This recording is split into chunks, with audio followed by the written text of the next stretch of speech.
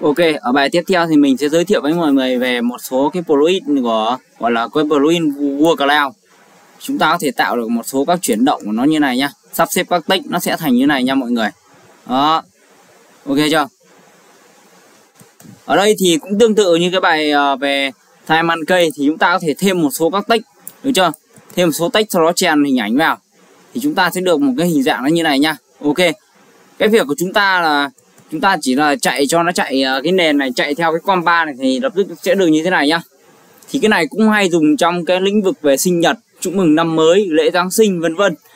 Đó, thì cái việc quan trọng là làm sao chúng ta sẽ tạo được một cái monkey, một cái workaround như này nhá. Hôm nay mình sẽ hướng dẫn mọi người nhá. Đó. Ok. Ok, chúng ta tạo ra một cái com mới nhá. Ta vào Windows và Attention và chọn Workaround nhá. Ở đây thì chúng ta bắt buộc phải tạo ra trước một cái list trên Excel nha các bạn nha. Ok, thứ nhất là cái trình ở bên số bên này chính là cái số size của tức là kích thước của cái text, được chưa? Còn cái bên này gọi là cái nội dung của text, được chưa? Chúng ta phải tạo như này. Ok, ở đây thì mình sẽ tạo như này nhá. Ở đây thì mình tạo xong rồi. Đây, tiếp theo nữa là mình sẽ khởi động lên. Được chưa? Mình sẽ có ghi hiệu là bấm vào paste text cho tôi. Mình pause đi. Đây. Mình đây mình sẽ sửa nó ra tí, mình Ctrl A rồi mình xóa đi, mình Ctrl V vào đây. Rồi mình ấn ok, được chưa? Khi đấy thì là đây, mình sẽ ấn vào đây nha. Mình sẽ ấn vào đây để cho nó tạo, được chưa? Nó bảo vui lòng chờ trong giây phút này nó sẽ tạo ra cho mình. Ok, sau khi mình paste xong thì mình sẽ được như này nha các bạn. Thì mình sẽ được một cái hình dạng như này nhá. Tiếp theo đó thì mình sẽ kéo nó lên trên đây đi. Đó, mình sẽ kéo lên hình số 1 đi. Mình sẽ nhấp qua cái ô này đi. Rồi mình sẽ đổi vào cái Sape cho nó đi. Mình sẽ đổi cái Sape ở đây đi. View Sape. Đây, mình nhấp vào cái hình ngôi sao này, mình sẽ chọn ví dụ như đây mình chọn cái hình cái cốc này đi. Đó thì khi đấy thì nó sẽ hiện ra cái cốc này cho mình nha. Sau đó mình lại phải ấn ớt update cho mình phát. Đó, nó bảo chờ giây phút thì hiển nhiên đến cái đoạn này các bạn có thể thấy là cái text này, cái text của mình nó sẽ thay đổi như này nhá. Đó, đến đây nó sẽ biến thành cái cốc này. Đó, ví dụ tiếp tục là mình sẽ chọn vào đây đi. Mình sẽ chọn tiếp thay đổi. Đây. Mình chọn đến hình trái tim đi. Đó, sau đó mình lại tiếp tục là update. Đó, thì khi đấy thì cái chữ của mình nó sẽ xuất hiện theo cái kiểu hình trái tim nhá. Đó, nó sẽ như này này. Đó, text nó sẽ được biến đổi như này. Được chưa? Đến đây thì mình sẽ lại chọn tiếp một cái hình nữa. Đó, đây đi. Ví dụ ở đây mình sẽ chọn vào cái hình đây cái hình đây, hình Apple đi. Đây.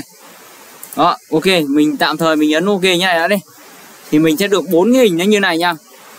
Khi đấy thì mình sẽ được 4 cái hình nó sẽ biểu diễn ở trong đây trong AI của mình nó sẽ được như này nha. Đó, text nó sẽ thay đổi.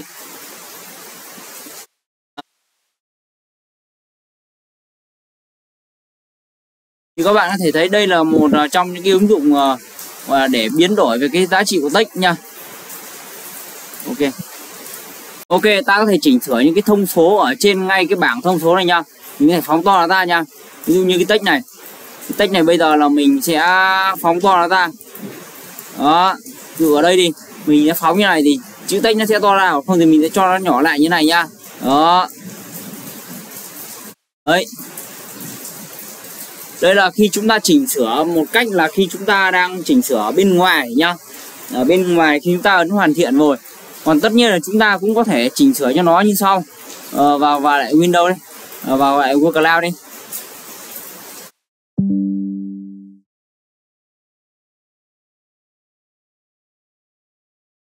Đây, mình có thể vào lại cái Google Cloud đây thì mình copy lại cái này đi.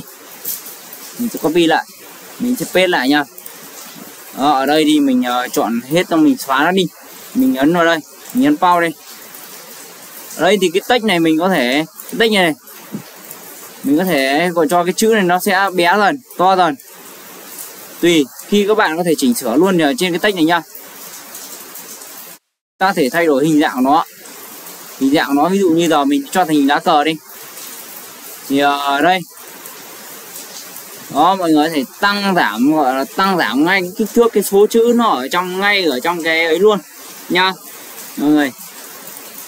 Đây đó, chúng ta có thể chỉnh sửa lại ngay cái kích thước mà chúng ta muốn hiển thị những cái số chữ lên nha. Chúng ta thể ấn vào cái chữ T này nha, rồi nó kéo cái trục này ra thì nó sẽ được nha. Càng kéo ra xa thì nó càng to, càng thu vại dần thì nó càng nhỏ, thì chữ nó càng được nhiều nha các bạn nha. Thì đấy là cái mình đã giới thiệu qua với các bạn về cái Google Cloud trong AI, nó là như vậy nha các bạn.